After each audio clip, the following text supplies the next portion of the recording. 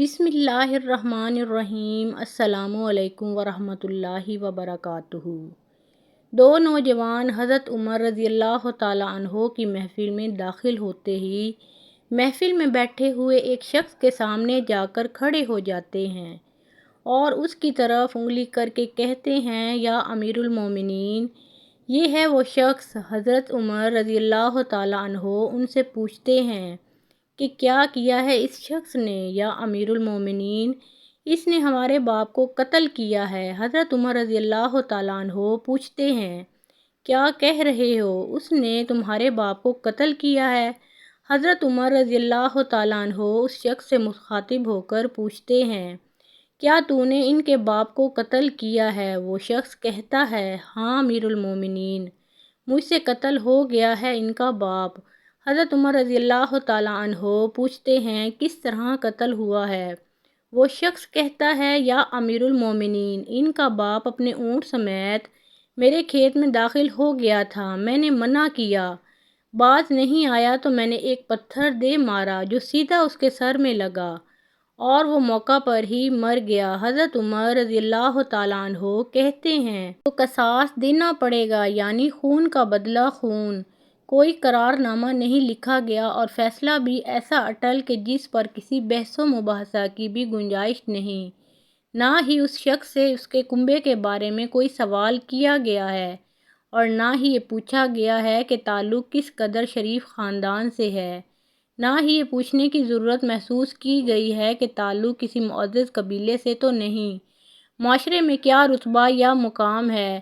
ان سب باتوں سے بھلا حضرت عمر فاروق رضی اللہ تعالیٰ عنہ کو مطلب ہی کیا؟ کیونکہ معاملہ اللہ کے دین کا ہو تو حضرت عمر رضی اللہ تعالیٰ عنہ پر کوئی اثر انداز نہیں ہو سکتا اور نہ ہی کوئی اللہ کی شریعت کے معاملے پر عمر رضی اللہ تعالیٰ عنہ کو روک سکتا ہے۔ حتیٰ کہ سامنے عمر رضی اللہ تعالیٰ عنہ کا اپنا بیٹا ہی کیوں نہ قاتل کی حیثیت سے آ کھڑا ہو، قصاص تو اس سے بھی لیا جائے گا۔ وہ شخص کہتا ہے، اے امیر المومنین، اس کے نام پر جس کے حکم سے یہ زمین و آسمان قائم کھڑے ہیں، مجھے صحرا میں واپس اپنی بیوی بچوں کے پاس جانے دیجیے تاکہ میں ان کو بتاؤں کہ میں قتل کر دیا جاؤں گا۔ ان کا اللہ اور میرے سوا کوئی آسرا نہیں ہے، میں اس کے بعد واپس آ جاؤں گا۔ حضرت عمر رضی اللہ تعالیٰ عنہ کہتے ہیں، کون تیری ضمانت دے گا کہ تو صحرا میں جا کر واپس بھی آ جائے گا؟ مجمع پر ایک خاموشی چھا جاتی ہے۔ کوئی بھی تو ایسا نہیں ہے جو اس کا نام تک بھی جانتا ہو۔ اس کے قبیلے، خیمے یا گھر وغیرہ کے بارے میں جاننے کا معاملہ تو بعد کی بات ہے۔ کون ضمانت دے سکتا ہے؟ کیا یہ 10 درہم کے ادھار یا زمین کے ٹکڑے یا کسی اونٹ کے سودے کی ضمانت کا معاملہ ہے؟ ادھر تو ایک گردن کی ضمانت دینے کی بات ہے جسے تلوار سے اڑا دیا جانا ہے، اور کوئی بھی تو ایسا نہیں ہے جو اللہ کی شریعت کی تنفیذ کے معاملے پر حضرت عمر رضی اللہ تعالیٰ عنہ سے اعتراض کرے یا پھر اس شخص کی سفارش کے لیے ہی کھڑا ہو جائے، اور کوئی ہو بھی نہیں سکتا جو سفارشی بننے کی سوچ سکے۔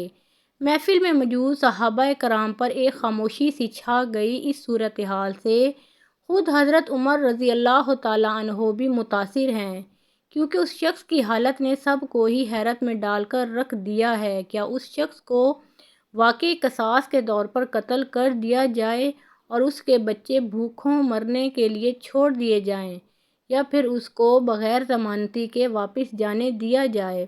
واپس نہ آیا تو مقتول کا خون رائیگاں جائے گا۔ خود حضرت عمر رضی اللہ تعالیٰ عنہ بھی سر جھکائے افسردہ بیٹھے ہیں۔ اس صورتحال پر سر اٹھا کر التجا بھری نظروں سے نوجوانوں کی طرف دیکھتے ہیں۔ معاف کر دو اس شخص کو۔ نوجوان اپنا آخری فیصلہ بغیر کسی جھجک کے سنا دیتے ہیں، نہیں امیر المومنین، جو ہمارے باپ کو قتل کرے اس کو چھوڑ دیں، یہ تو ہو ہی نہیں سکتا۔ حضرت عمر رضی اللہ تعالیٰ عنہ ایک بار پھر مجمع کی طرف دیکھ کر بلند آواز سے پوچھتے ہیں، اے لوگوں، ہے کوئی تم میں سے جو اس کی ضمانت دے؟ حضرت ابو ذر غفاری رضی اللہ تعالیٰ عنہ اپنے زہد و صدق سے بھرپور بڑھاپے کے ساتھ کھڑے ہو کر کہتے ہیں، میں ضمانت دیتا ہوں اس شخص کی۔ حضرت عمر رضی اللہ تعالیٰ عنہ کہتے ہیں، ابو ذر اس نے قتل کیا ہے۔ ابو ذر رضی اللہ تعالیٰ عنہ اپنا اٹل فیصلہ سناتے ہیں، چاہے قتل ہی کیوں نہ کیا ہو۔ حضرت عمر رضی اللہ تعالیٰ عنہ سوال کرتے ہیں، جانتے ہو اسے؟ ابو ذر رضی اللہ تعالیٰ عنہ فرماتے ہیں، نہیں جانتا۔ عمر رضی اللہ تعالیٰ عنہ فرماتے ہیں، تو پھر کس طرح ضمانت دے رہے ہو؟ ابو ذر رضی اللہ تعالیٰ عنہ کہتے ہیں، میں نے اس کے چہرے پر مومنوں کی صفات دیکھی ہیں اور مجھے ایسا لگتا ہے یہ جھوٹ نہیں بول رہا، انشاءاللہ یہ لوٹ کر واپس آ جائے گا۔ حضرت عمر رضی اللہ تعالیٰ عنہ نے فرمایا، ابو ذر دیکھ لو، اگر یہ 3 دن میں لوٹ کر نہ آیا تو مجھے تیری جدائی کا صدمہ دیکھنا پڑے گا۔ حضرت ابو ذر رضی اللہ تعالیٰ عنہ اپنے فیصلے پر ڈٹے ہوئے جواب دیتے ہیں، امیر المومنین پھر اللہ مالک ہے۔ حضرت عمر رضی اللہ تعالیٰ عنہ سے 3 دن کی مہلت پا کر وہ شخص رخصت ہو جاتا ہے کچھ ضروری تیاریوں کے لیے، بیوی بچوں کو الوداع کہنے، اپنے بعد ان کے لیے کوئی راہ دیکھنے، اور پھر اس کے بعد قصاص کی ادائیگی کے لیے قتل کیے جانے کی غرض سے لوٹ کر واپس آنے کے لیے، اور پھر 3 راتوں کے بعد۔ حضرت عمر بھلا کیسے اس امر کو بھلا پاتے؟ انہوں نے تو ایک ایک لمحہ گن کر کاٹا تھا۔ عصر کے وقت شہر میں الصلاۃ جامعہ کی منادی ہو جاتی ہے، نوجوان اپنے باپ کا قصاص لینے کے لیے بے چین، اور لوگوں کا مجمع اللہ کی شریعت کی تنفیذ دیکھنے کے لیے جمع ہو چکا ہے۔ حضرت ابو ذر رضی اللہ تعالیٰ عنہ بھی تشریف لاتے ہیں اور آ کر حضرت عمر رضی اللہ تعالیٰ عنہ کے سامنے بیٹھ جاتے ہیں۔ حضرت عمر رضی اللہ تعالیٰ عنہ سوال کرتے ہیں، کدھر ہے وہ آدمی؟ ابو ذر رضی اللہ تعالیٰ عنہ مختصر جواب دیتے ہیں، مجھے کوئی پتہ نہیں ہے یا امیر المومنین۔ ابو ذر رضی اللہ تعالیٰ عنہ آسمان کی طرف دیکھتے ہیں، جدھر سورج ڈوبنے کی جلدی میں معمول سے زیادہ تیزی کے ساتھ جاتا دکھائی دے رہا ہے۔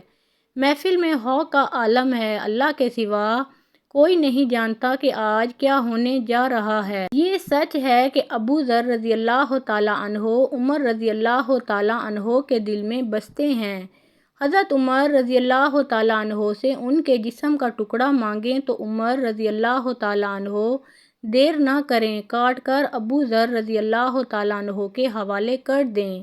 لیکن ادھر معاملہ اللہ کے احکامات کی بجا آوری کا ہے، کوئی کھیل تماشا نہیں ہونے جا رہا، نہ ہی کسی کی حیثیت یا صلاحیت کی پیمائش ہو رہی ہے۔ حالات و واقعات کے مطابق نہیں، اور نہ ہی زمان و مکان کو بیچ میں لایا جانا ہے۔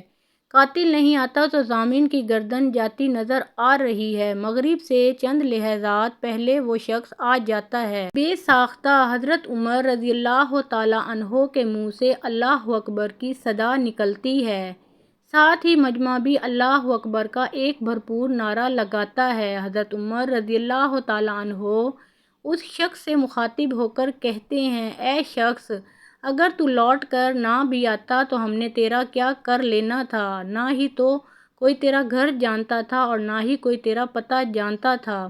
وہ بولا، امیر المومنین، اللہ کی قسم، بات آپ کی نہیں ہے، بات اس ذات کی ہے جو سب ظاہر و پوشیدہ کے بارے میں جانتا ہے۔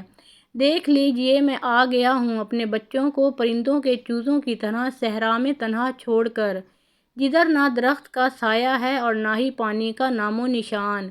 میں قتل کر دیے جانے کے لیے حاضر ہوں۔ مجھے بس یہ ڈر تھا کہ کہیں کوئی یہ نہ کہہ دے کہ اب لوگوں میں سے وعدوں کا افعا ہی اٹھ گیا ہے۔ حضرت عمر رضی اللہ تعالیٰ عنہ نے ابو ذر رضی اللہ تعالیٰ عنہ کی طرف رخ کر کے پوچھا، اے ابو ذر، تو نے کس بنا پر اس کی ضمانت دی تھی؟ حضرت ابو ذر رضی اللہ تعالیٰ عنہ نے کہا، اے امیر المومنین، مجھے اس بات کا ڈر تھا کہیں کوئی یہ نہ کہہ دے کہ اب لوگوں سے خیر ہی اٹھا لی گئی ہے۔ حضرت عمر رضی اللہ تعالیٰ عنہ نے ایک لمحے کے لیے توقف کیا اور پھر ان 2 نوجوانوں سے پوچھا کہ کیا کہتے ہو اب؟ نوجوانوں نے، جن کا باپ مرا تھا، روتے ہوئے کہا، اے امیر المومنین، ہم اس کی صداقت کی وجہ سے اسے معاف کرتے ہیں، ہمیں اس بات کا ڈر ہے کہ کہیں کوئی یہ نہ کہہ دے کہ اب لوگوں میں سے عفو و درگزر ہی اٹھا لیا گیا ہے۔ حضرت عمر رضی اللہ تعالیٰ عنہ اللہ اکبر پکار اٹھے اور آنسو ان کی داڑھی کو تر کرتے نیچے گرنے لگے۔ فرمایا اے نوجوانوں، تمہاری عفو و درگزر پر اللہ تمہیں جزائے خیر دے۔ اے ابو ذر، اللہ تجھے اس شخص کی مصیبت میں مدد پر جزائے خیر دے، اور اے شخص اللہ تجھے اس وفائے عہد و صداقت پر جزائے خیر دے، اور اے امیر المومنین، اللہ تجھے تیرے عدل و رحم دلی پر جزائے خیر دے۔ اللہ پاک ہمیں بہتر عمل کرنے کی توفیق عطا فرمائے۔ اللہ پاک میری اور آپ کی بخشش فرمائے۔ آمین یا رب العالمین۔